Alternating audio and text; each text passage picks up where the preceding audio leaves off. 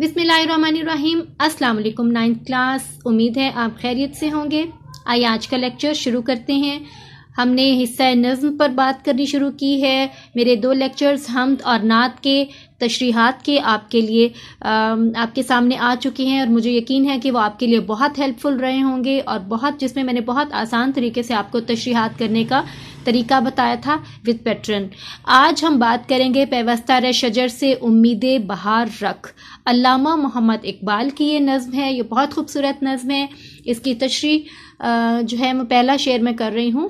اس کا پیٹرن پھر وہی ہوگا۔ اگر آپ نے حمد اور نعت کی تشریحات کے پیٹرن کو غور سے سمجھ لیا ہے تو اسی آسان پیٹرن پر میں آپ کو یہ تشریح کرواؤں گی، اور میں دوبارہ سے ایکسپلین آپ کے لیے کر دوں گی۔ ہمارا پہلا شعر ہے: ڈالی گئی جو فصل خزاں میں شجر سے ٹوٹ، ممکن نہیں ہری ہو صحاب بہار سے۔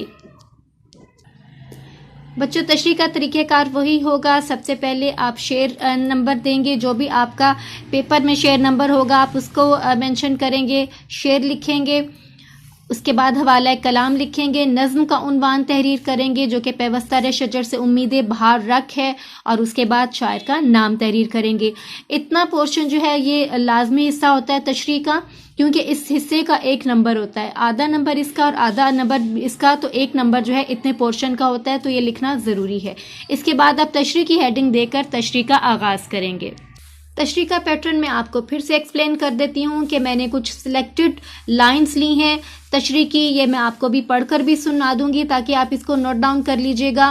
یہ پورا لینتھ بھی آپ کو آئیڈیا ہو جائے گا کہ ایک تشریح کی کتنی لینتھ آپ کو ریکوائرڈ ہے 9th کے حساب سے۔ یہ دیکھیے فل لینتھ جو شیٹ ہے فل سائز کی، اس میں آپ نے ایک تو یہ فل لکھنا ہے، اس کے بعد آپ اضافی شعر لکھیں گے، اور اضافی شعر لکھنے کے بعد آپ تقریباً 3 سے 4 لائنز میں اس شعر کو سیلف رائٹنگ کرتے ہوئے ایکسپلین کریں گے، اور سیلف رائٹنگ کرنے کے لیے آپ کو جو تشریح کی ضرورت ہوگی وہ میں آپ کو سمجھا دوں گی تاکہ آپ کے لیے خود سے لکھنے میں آسانی ہو۔ اب یہ لائنز جو ہیں میں پڑھ کے آپ کو سناتی ہوں، آپ ان کو نوٹ ڈاؤن کر لیجئے، کیونکہ یہ لائنز آپ کی اس نظم کی ساری ہی اشعار میں تشریحات کے لیے استعمال ہوں گی۔ یہ ایسی سلیکٹڈ لائنز ہیں جو آپ اس نظم کے اس ٹاپک کے کسی بھی شعر کے سٹارٹ میں لکھ سکتے ہیں۔ تو آپ کو خود سے جو لکھنے والی لائنز ہیں وہ کم لکھنی پڑیں گی، اور آپ کی لرننگ کا پورشن اس طرح سے بہت آسان ہو گیا ہے کیونکہ آپ کو زیادہ جو ہے وہ ہر شعر کی لمبی لمبی تشریح یاد نہیں کرنی پڑے گی، اور آپ اس کو اچھے سے ہینڈل کر سکیں گے۔ علامہ اقبال نے، آپ یہیں سے آغاز کیجیے گا اپنی تشریح کا، کہ علامہ اقبال نے اپنی شاعری میں زندگی، کائنات، قومیت اور خودی جیسے موضوعات پہ بحث کی ہے۔ ان کی یہ نظم بانگِ درا سے لی گئی ہے۔ علامہ اقبال کی شاعری میں اس امر کا احساس شدت سے موجود ہے کہ وہ قومیں ہی ترقی کرتی ہیں جہاں اتحاد، خودی اور محنت کرنے کے سب عادی ہوں۔ بدقسمتی سے یہ خوبیاں ہم مسلمان قوم میں ختم ہو چکی ہیں۔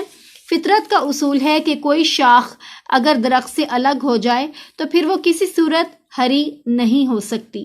مسلمان قوم کے باغ میں بھی ایسا ہی وقت چھایا ہے جب ہر شاخ اپنے درخت سے الگ ہونے کو تیار ہے، پرندے اڑ چکے ہیں، زوال اور پستی کے وقت میں اپنی قوم سے جڑے رہنے میں ہی اس قوم کی بقا ہے۔ اس کے بعد آپ اضافی شعر لکھیں گے: ایک ہو مسلم حرم کی پاسبانی کے لیے، نیل کے ساحل سے لے کر تاب خاک کاشغر۔ بچوں، اضافی شعر جو ہے وہ تشریح کا حصہ ہوتا ہے اور اس کا بہت اچھا امپریشن پڑتا ہے۔ آپ اس کے علاوہ بھی اتحاد کے ٹاپک پہ کوئی اور شعر بھی اضافی لکھ سکتے ہیں اگر آپ کے ذہن میں ہے۔ جتنی آپ احادیث شامل کریں گے، قرآنی آیات شامل کریں گے، یا اقوال زریں شامل کریں گے، یا اضافی شعر شامل کریں گے، تو اس کا تشریح پر بہت اچھا امپیکٹ پڑتا ہے۔ اب یہاں پہ میں نے آپ کو پیٹرن یہ سمجھایا تھا کہ جتنی لائنز میں نے آپ کو لکھوائی ہیں یہ آپ شعر کی تشریح کے سٹارٹ میں لکھیں گے، اس کے بعد اضافی شعر لکھنے کے بعد اس شعر کو خود سے ایکسپلین کریں گے، اور وہ ایکسپلین کیسے کریں گے؟ آپ یہ کہیں گے کہ جو شاخ موسم خزاں میں ٹوٹ کر درخت سے الگ ہو جاتی ہے، پھر یہ ممکن نہیں رہتا کہ آئندہ بہار میں وہ دوبارہ سرسبز ہو۔ علامہ محمد اقبال نے ایکچولی ایک علامتی یہ شعر تخلیق کیا ہے جس میں ڈالی اور شجر جو ہے اس سے مراد فرد اور قوم ہے۔ یعنی وہ یہ سمجھانا چاہ رہے ہیں کہ جو شاخ خزاں کے موسم میں ٹوٹ کر درخت سے الگ ہو جاتی ہے وہ بہار کے بادل سے دوبارہ کبھی ہری بھری نہیں ہو سکتی. جو صحاب بہار کا مطلب ہوتا ہے بہار کے موسم میں چھانے والا بادل جس سے بارش ہوتی ہے.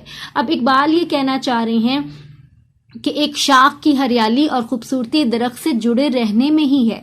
جیسے ہی وہ درخت سے ٹوٹ گئی ہریالی اور خوبصورتی اس سے رخصت ہو گئی، کیونکہ بہار درختوں پہ آتی ہے، ٹوٹی ہوئی ٹہنیوں پر نہیں آتی. اسی طرح قوموں کی بہار یعنی قوموں کی ترقی جو ہے وہ اجتماعیت میں ہے، اور خوشحالی اور عروج جو ہے قوم کا اس کا اسی فرد کو فائدہ ہوگا جو کہ قوم کے ساتھ جڑا رہتا ہے. جو قوم سے الگ ہو جاتا ہے فرد، وہ کبھی بھی اس پہ بہار نہیں آ سکتی اور وہ فرد کبھی بھی ترقی نہیں پا سکتا.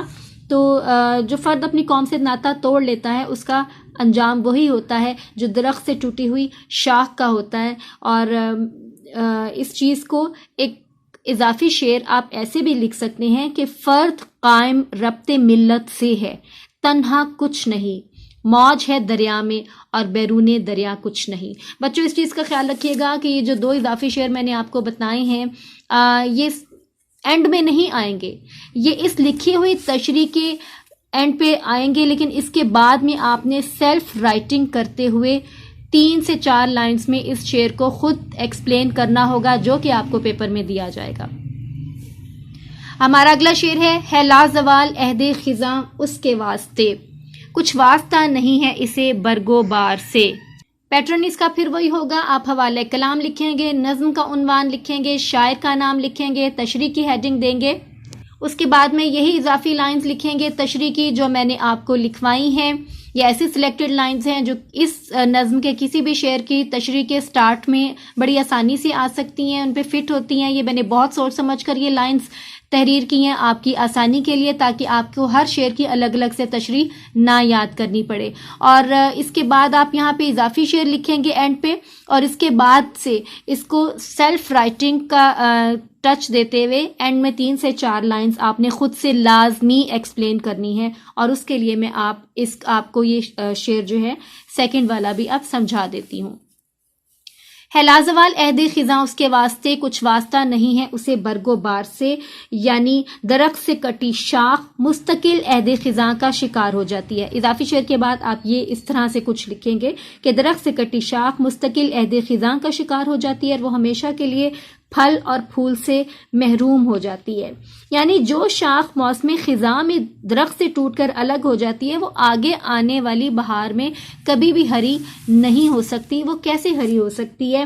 اس پہ ہمیشہ موسم خزاں رہے گا کیونکہ وہ تو درخت سے علیحدہ ہو چکی ہے. وہ ہمیشہ کے لیے پھل پھول اور پتوں سے محروم ہو جائے گی. ہر شاخ کی ایک پہچان ہوتی ہے اور وہ پہچان اس کی پھلوں سے، پودوں سے، پھولوں سے اور پتوں سے ہوتی ہے. لیکن درخت سے اگر وہ الگ ہو جائے گی تو اپنی اس پہچان کو کھو دے گی. اپنی قوم سے ناطا توڑنے والے فرد کا بھی یہی انجام ہوتا ہے. جو فرد اپنی قوم سے تعلق توڑ لیتا ہے وہ ہمیشہ کے لیے محروم ہو جاتا ہے اس پھل سے جو قوم فائدہ اٹھاتی ہے. اس سے وہ فرد فائدہ نہیں اٹھا سکتا جو کہ اس کی قوم کو ملے گا. یعنی قوم سے الگ ہونے والا شخص کبھی بھی عروج اور ترقی حاصل نہیں کر سکتا. ہمارا تیسرا شعر ہے تیرے گلستان میں بھی فصل خزاں کا دور، خالی ہے جیب گل زرے کامل عیار سے. اب اس کا پیٹرن پھر وہی ہوگا، حوالہ کلام لکھیں گے، نظم کا عنوان لکھیں گے، شاعر کا نام لکھیں گے. بچوں ایک غلطی اکثر بچے کر دیتے ہیں کہ شاعر کا نام پہلے لکھ دیتے ہیں اور نظم کا نام بعد میں لکھتے ہیں. نظم کا عنوان ہمیشہ پہلے آتا ہے، شاعر کا نام بعد میں آتا ہے، کیونکہ آپ شاعر کو ڈسکس نہیں کر رہے، ایکچولی آپ نظم کو ڈسکس کر رہے ہیں، اس لیے نظم کا عنوان پہلے آئے گا. تشریح کے لیے پھر وہی پیٹرن ہے کہ یہ جو لائنز آپ کو اسکرین پہ نظر آ رہی ہیں آپ نے یہ پہلے اس شعر کا حصہ بنانی ہے. بورڈ میں ایکچولی ایک شعر ہی آتا ہے، ایک نظم سے ایک ہی شعر لکھا جاتا ہے، تو اس لیے آپ یہ نہیں محسوس کیجئے گا، یہ مت سوچئے گا کہ اگر 2 شعر آ گئے تو پھر ہم کیا کریں گے. یہ پیٹرن ہی نہیں ہوتا بورڈ کا کہ وہ ایک نظم سے 2 شعر لیں، وہ ایک نظم سے ایک ہی شعر لیتے ہیں. تو اس لیے آپ کی یہ جو تشریح ہے یہ آپ کے ضرور کام آنے والی ہے. ایک پیج کی لرننگ سے آپ کا مسئلہ حل ہو سکتا ہے اور اینڈ میں آپ کو کریٹیو ٹچ دینا پڑے گا. اب اس شعر میں کریٹو ٹچ دینے کے لیے میں آپ کو ایکسپلین کر دوں یہ شعر کہ گلستان کہتے ہیں باغ کو اور جیب گل کہتے ہیں پھول کے اندر ایک ایسی سراہی دار جگہ ہوتی ہے جس میں جو بیج تیار ہوتے ہیں پھول کے، اور زر کامل عیار خالص سونے کو کہا جاتا ہے۔ اب شاعر نے یعنی اقبال نے یہ کہا ہے کہ اے مسلمان تیرے گلشن میں اس وقت خزاں کا دور ہے، کیونکہ یہاں پھول کے زردانے مکمل طور پر خالی ہیں۔ زردانے جو ہیں وہ پیلے سونے کو زردانے سے تشبیہ دی گئی ہے اور زردانے کو پیلے سونے سے، اور اس سے مطلب یہی ہے ان کا کہ مسلم قوم میں جو گروتھ کرنے والے یا اس کی آگے بڑھوتی کرنے والے یا اس کی آگے ترقی پہ لے جانے والے جو عوامل تھے وہ اس قوم میں نہیں موجود ہیں۔ جس طرح پھول کی افزائش زردانوں سے ہوتی ہے، وہ یلو کلر کے پولینیشن کا عمل کرنے والے جو زردانے ہوتے ہیں نا، وہ جہاں پہ ان کی وجہ سے نئے بیج بنتے ہیں اور نئی پھول تیار ہوتے ہیں، تو وہ چیز اس پھول کی جیب اس زردانوں سے خالی ہے، اور ان زردانے کیونکہ وہ یلو کلر کے ہوتے ہیں تو انہیں پیلے سونے سے تشبیہ دی گئی ہے۔ زر کامل عیار کا مطلب خالص سونا۔ اب یہ شاید کہنا چاہ رہے ہیں کہ ہمارے قوم کے پھولوں کی جیب کھرے سونے سے خالی ہے اور صحت مند زردانوں سے خالی ہے، کیونکہ مسلمان قوم میں ایمان رکھنے والے مضبوط اور طاقتور لوگ موجود نہیں ہیں۔ ایک وقت تھا جب اس قوم میں سائنس، طب، ابلاغ اور ہر شعبہ ایسا تھا جہاں پہ فتوحات کے جھنڈے گاڑنے والے لوگ موجود تھے، لیکن اب ایسے لوگ موجود نہیں ہیں۔ اللہ پر توکل ختم کر چکے ہیں، قرآن اور دین سے دور ہو چکے ہیں، زوال کا شکار اس وجہ سے مسلمان ہوئے ہیں کہ ان کا ایمان کمزور ہو چکا ہے۔ اب اقبال مسلم قوم کو خبردار کر رہے ہیں کہ خدا کے لیے کھرے اور مضبوط دین کی طرف لوٹ آؤ، ورنہ پھول کی افزائش اور بقا کی طرح تمہاری بقا بھی خطرے میں ہے۔ جو نغمہ زن تھے خلوت اوراق بے طیور، رخصت ہوئے تیرے شجرے سایہ دار سے۔ اب اس شعر کی تشریح کا پیٹرن بھی پھر وہی ہوگا، آپ حوالہ کلام لکھیں گے، نظم کا عنوان لکھیں گے، شاعر کا نام لکھیں گے، اس کے بعد یہ لائنز لکھیں گے جو کہ آپ کو اسکرین پہ نظر آ رہی ہیں۔ یہ ایسی سلیکٹڈ لائنز ہیں جو آپ کی اس شعر کی ہر تشریح سے پہلے فٹ ہو جائیں گی بڑے آسانی سے۔ آپ چاہیں تو یہی اضافی شعر نیچے لکھ سکتے ہیں، چاہے تو کوئی اور بھی لکھ سکتے ہیں جو اتحاد اور اتفاق کے ٹاپک پہ ہو۔ 2 اشعار میں آپ کو کروا چکی ہوں، آپ اس کے علاوہ بھی لکھ سکتے ہیں، یا ان دونوں اشعار میں سے جو بھی چیز چاہے آپ سلیکٹ کر لیجئے گا۔ اب اس میں یہ کہنا چاہ رہے ہیں شاعر کہ اے مسلمان تیرے گلشن کے سایہ دار درختوں سے گیت گانے والے پرندے رخصت ہو چکے ہیں۔ طیور پرندوں کو کہا جاتا ہے، خلوت اوراق یعنی تنہائی، اور یہ کہنا چاہتے ہیں مسلم قوم کو خبردار کرتے ہوئے اقبال کہ جو پرندے پتوں میں تنہائی میں بیٹھ کر سریلے نغمے گایا کرتے تھے وہ اب درختوں سے رخصت ہو چکے ہیں۔ باغات کی رونق کس سے ہوتی ہے؟ پرندوں کی چہک سے، اور ان کے بولنے کو ہم گیت گانا قرار دیتے ہیں، اور جس باغ میں خوش آواز چہچہانے والے پرندے موجود نہ ہوں وہاں ایک عجیب سی وحشت طاری ہوتی ہے۔ اسی طرح سے اگر شاخیں سوکھ جائیں، درختوں سے کٹ جائیں، تو وہاں کوئی پرندہ آ کر نہیں بیٹھتا، اور نہ ہی وہ پرندہ آ کر وہاں پہ گیت گائے گا، اور نہ ہی اس باغ میں رونق محسوس ہوگی۔ تو اب اقبال ایکچولی یہ بتانا چاہ رہے ہیں پرندوں کی مثال دے کر کہ مسلم قوم میں بھی زوال آ چکا ہے، اس کی رونقیں ختم ہو چکی ہیں۔ جن لوگوں کی وجہ سے اس قوم پہ عروج تھا، رونق تھی، بہار تھی، وہ رخصت ہو چکے ہیں۔ دیکھو بچوں کیسے کیسے لوگ جو ہیں مسلم قوم نے پیدا کیے ہیں، رازی پیدا کیے، سعدی پیدا کیے، رومی پیدا کیے، خوارزمی پیدا کیے، جابر بن حیان پیدا کیے، ابو علی سینا یہاں پہ تھے، طارق بن زیاد یہاں پہ تھے، محمد بن قاسم یہاں پہ تھے، عمر بن عبدالعزیز، اور بے شمار ایسے لوگ تھے، ٹیپو سلطان تھے۔ آپ دیکھیں کہ حکمران بھی تھے، بہترین سائنسدان بھی تھے، طب کے شعبے میں بھی کام کرنے والے موجود تھے، کیمیا دان بھی موجود تھے، اتنے بہادر اور اتنا کام کرنے والے علمی لوگ موجود تھے، لیکن وہ اس قوم سے رخصت ہو چکے ہیں۔ جیسے سوکھی ہوئی شاخ پہ پرندے رخصت ہو جاتے ہیں، اسی طرح اس زوال کا شکار قوم سے یہ لوگ رخصت ہو چکے ہیں جن کی وجہ سے اس قوم کے باغ میں رونق تھی۔ ہماری قوم آج حالت زوال میں ہے اور یہ اجڑے ہوئے گلشن کی طرح ہے۔ اقبال یہ چاہتے ہیں کہ اس میں ایسے مخلصین اور اس میں ایسے رہنما اور اس میں ایسے قابل لوگ پیدا ہوں جس کی وجہ سے اس گلشن پہ دوبارہ رونق آ جائے۔ ہمارا اگلا شعر ہے، شاخ بریدہ سے سبق اندوز ہو کہ تو نہ آشنا ہے قاعدۂ روزگار سے۔ اب اس کا طریقہ پھر وہی ہے تشریح کا، جیسا کہ میں آپ کو بتا چکی ہوں۔ آپ حوالہ کلام لکھیں گے، نظم کا عنوان، شاعر کا نام لکھیں گے، یہی تشریح لکھیں گے سٹارٹ میں، اس کے بعد اضافی شعر لکھیں گے جو کہ آپ چینج بھی کر سکتے ہیں، لیکن وہ اتحاد اور اتفاق ہی کے ٹاپک پہ ہونا چاہیے، چاہے تو یہی لکھ لیجئے۔ اور اس کی تشریح کرتے ہوئے آپ سیلف رائٹنگ جب کریں گے تو آپ کیا لکھیں گے؟ آپ یہ لکھیں گے کہ اے مسلمان، تو درخت سے کٹی ہوئی شاخ کے انجام سے سبق سیکھ، کیونکہ تو زمانے کے اصول و قوانین سے نا واقف ہے۔ زمانے کا اصول کیا ہے کہ کٹی ہوئی شاخ جو ہے وہ ہمیشہ کے لیے سوکھ جاتی ہے، ہمیشہ سے کے لیے بہار سے جو محروم ہو جاتی ہے۔ اسی طرح جو انسان اپنی قوم سے کٹ جاتا ہے وہ اپنی پہچان کھو دیتا ہے، وہ اپنی شناخت کھو دیتا ہے۔ جو مسلمان اپنی قوم کا ساتھ دیتے ہوئے غیروں کا ساتھ دیتے ہیں، ان کا انجام بھی کٹی ہوئی شاخ کے انجام سے زیادہ مختلف نہیں ہوگا۔ وقتی طور پہ وہ ترقی کر سکتے ہیں، لیکن دراصل وہ کٹی ہوئی شاخ کے انجام جیسا ہی ان کا انجام ہوگا، یعنی اصل سے جو کٹ گیا وہ ختم ہو گیا، جو اپنے مرکز سے کٹ گیا وہ نیست و نابود ہو جاتا ہے۔ جیسے شاخ کٹ جاتی ہے درخت سے تو بہار سے اور پھل سے اور پھول سے محروم ہو جاتی ہے، اسی طرح جب فرد اپنے مرکز سے کٹ جاتا ہے تو اس کی شناخت مٹ جاتی ہے اور وہ دنیا اور آخرت میں ذلیل اور رسوا ہو جاتا ہے۔ اس لیے اقبال یہ نصیحت کر رہے ہیں کہ قوم سے الگ ہونے سے پہلے آپ انجام سے باخبر رہیں، ورنہ آپ جو ہیں وہ بہت پچھتائیں گے اور پچھتاوے کے سوا کچھ حاصل نہیں ہوگا۔ ہمارا آخری شعر ہے، ملت کے ساتھ رابطہ استوار رکھ، پیوستہ رہ شجر سے امید بہار رکھ۔ طریقہ کار پھر وہی ہوگا، آپ حوالہ کلام لکھیں گے، نظم کا عنوان لکھیں گے، شاعر کا نام لکھیں گے، اور اس کے بعد آپ یہی تشریح لکھیں گے جو آپ کو شعر سے اس میں اسکرین پہ نظر آ رہی ہے۔ اضافی شعر لکھیں گے۔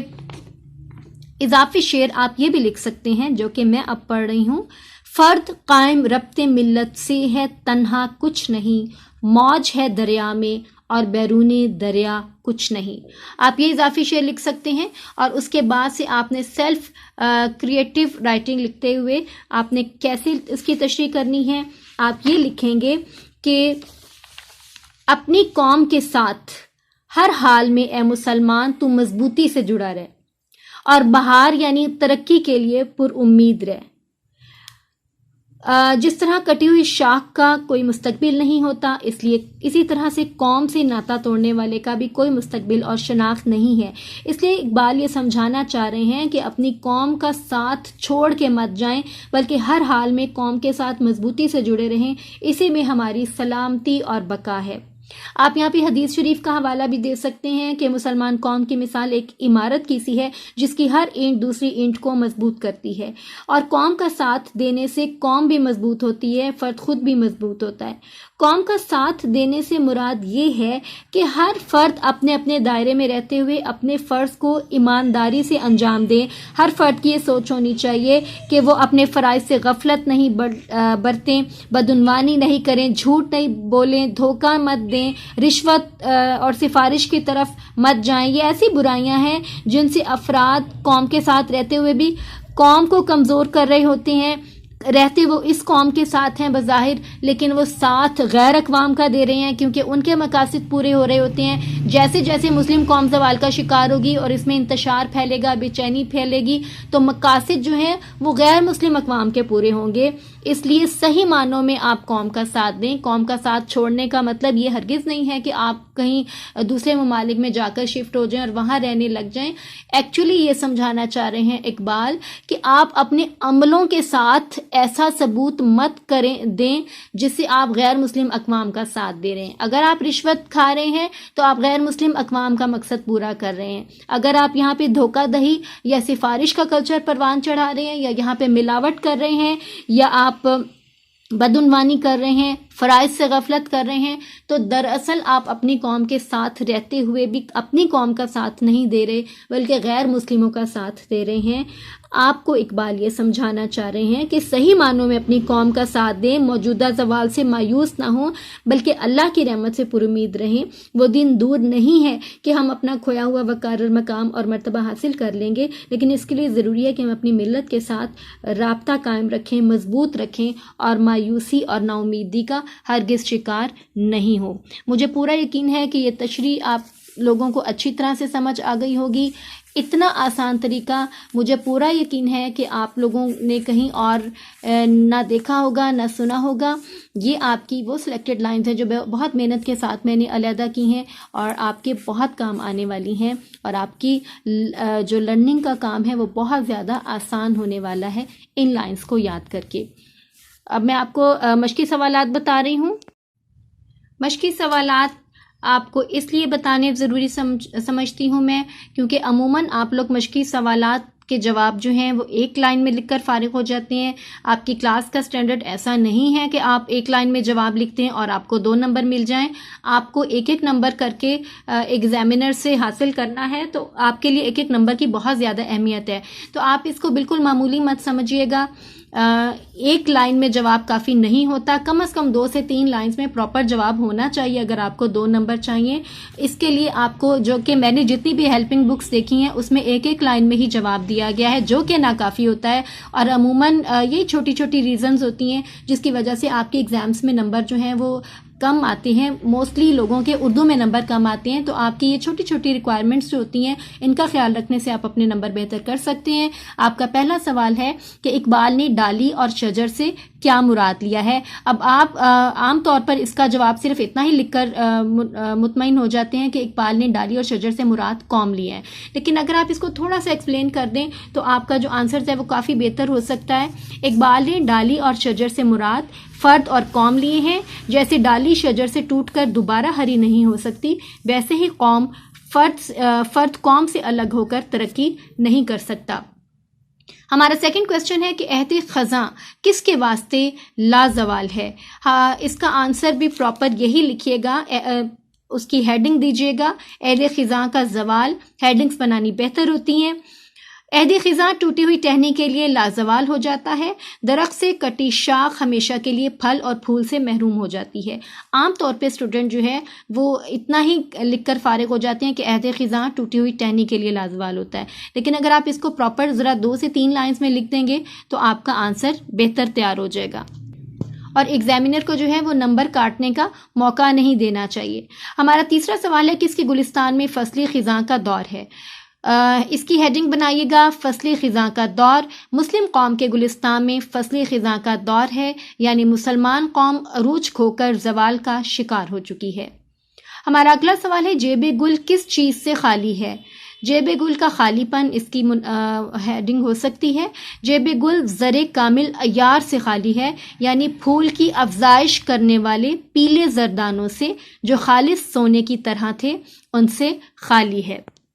ہمارا اگلا سوال ہے کہ خلوت اوراق میں کون نغمہ زن تھے.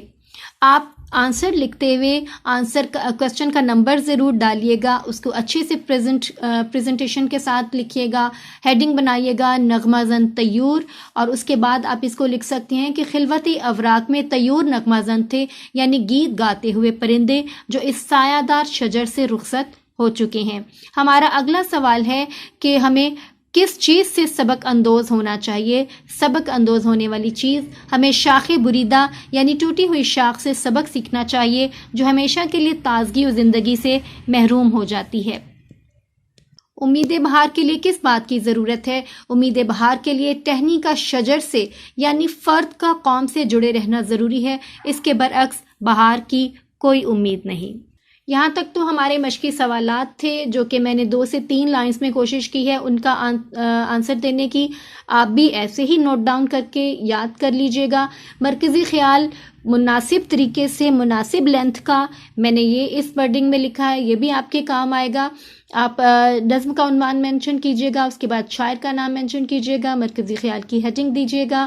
مسلم قوم کی ترقی اتحاد اور مضبوط باہمی رابطے میں پوشیدہ ہے. اس وقت قوم پر زوال ہے، اس لیے ٹوٹی ہوئی شاخ کے انجام سے سبق سیکھیں اور اپنی قوم کا ساتھ دیں اور دوبارہ عروج کے لیے پر امید رہیں. یہ تو مناسب مرکزی خیال تھا جو کہ آپ آسان لفظوں میں یاد بھی کر سکتے ہیں. اس کی لینتھ بھی مناسب ہے، 3 سے 4 لائن سے زیادہ اس کو نہیں ہونا چاہیے. مجھے یقین ہے کہ یہ لیکچر آپ کے لیے بہت ہیلپ فل ثابت ہوا ہوگا. آپ ویڈیو کو لائک اور شیئر کیجیے گا. اور کچھ آپ پوچھنا چاہیں تو آپ کمنٹ سیکشن میں لکھ کر پوچھ سکتے ہیں. اپنا بہت خیال رکھیے گا. نیکسٹ لیکچر تک اللہ حافظ.